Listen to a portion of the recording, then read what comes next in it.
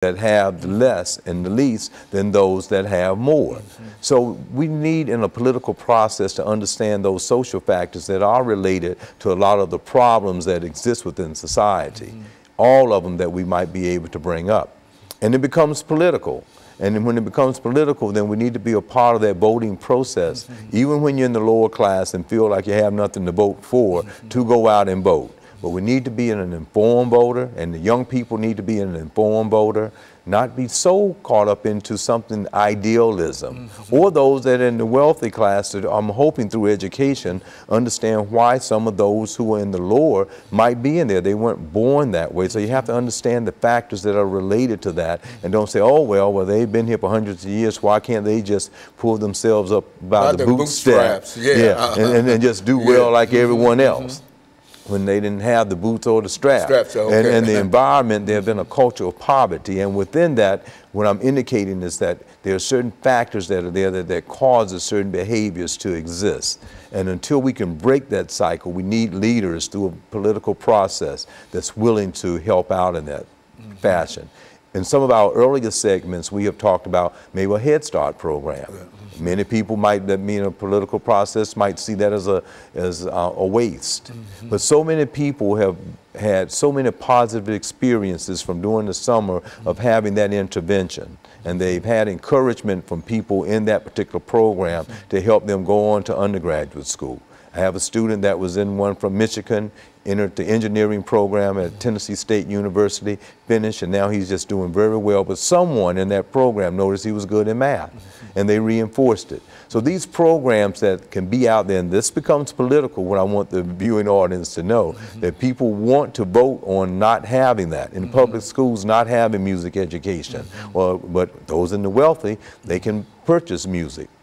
Oh, they can get private lessons, but there's always been out there for people to have an equal opportunity to have access so that they can go upward and mobile within the society in which we live.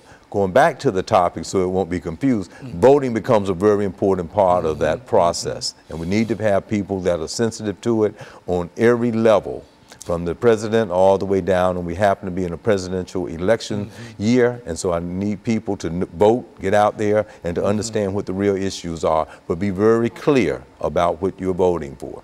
And let me make some last statements. We've got about 4 minutes in reference to these social programs that we're generally talking about. What I want you to do is make some statements in reference to how cost-effective it is dealing with these programs rather than not dealing with them. Absolutely. Well, that's a very important observation you just made, because within our social structure, the 10 institutions that make it up, if we have programs that people can identify that have been very effective, it's best to put funds into those interventions, because if you don't, you'll be putting funds into the prison system, into jails, into people being delinquent, and people being deviant, and as a result of that, being a part of the criminal justice system, where on the average to stay in prison might be $30,000 a year, and that program would have been for that kid maybe $1,000 over the summer that may have helped them stay in school or do better. So it's very important, I think, for us to, that goes back to the politics of it, for us to understand that if we have these programs out there that can start early and they are successful, they have funds that maybe churches in pre-kindergarten and kindergarten to make sure that students, and I would like to say this to parents, to be very reinforcing at home with teaching and learning. Many times we look at that institution of education and think we got this school, you go there as a teacher and they can work wonders. It has to be reinforced at home with the parents, so when they go back to school, their lessons are done and they are being reinforced at home with a parent so that they can learn and do better. So when they take that 3rd grade exam, that they can get a good score on it. There's no reason why the family and the institution of religion can't work together by the 3rd grade to have that improved. But these programs that are there can help that person.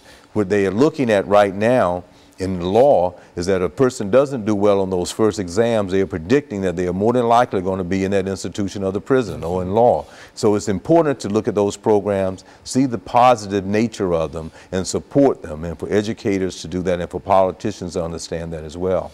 So the taxpayer has to pay money. One way or the other.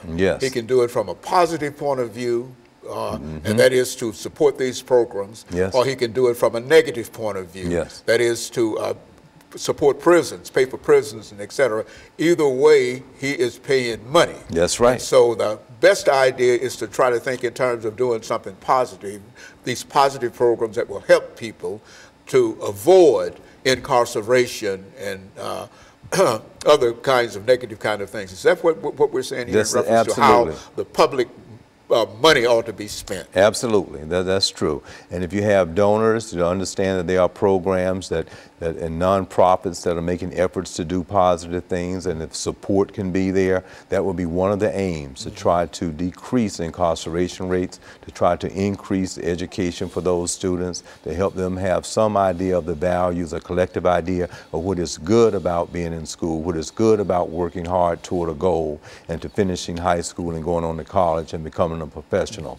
But those values of education are very important, and sometimes they get mixed up within the lower income. So it's important to have those programs that can help. After school programs would be excellent. And so you would encourage people on the last minute that we have, no matter what their situation might be this morning, if they are not registered, they ought to get up and go register to vote. And after they register, they ought to be willing to participate in the suffrage in spite of any kind of obstacles that might be thrown in front of them. They ought to make a personal dedication to the fact that they are going to go out and register and vote, because we believe that that is a positive thing for us to do in order to move everybody within the society. Does that make any sense? That makes absolutely great sense, and for people of African descent should know that so many people out of 244 years of enslavement, 81 years of Jim Crow laws, had to fight for that right, and everyone should be a participant.